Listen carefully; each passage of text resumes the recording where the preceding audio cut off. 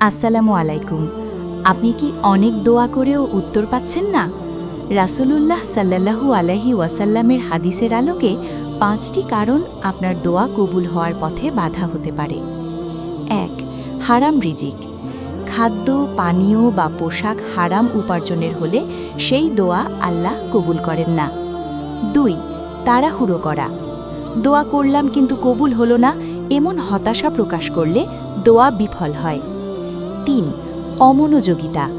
অন্তর উপস্থিত না রেখে তোতা পাখির মতো দোয়া করলে তা কবুল হয় না। ৪. আত্মীয়তার বন্ধন ছিন্ন করা।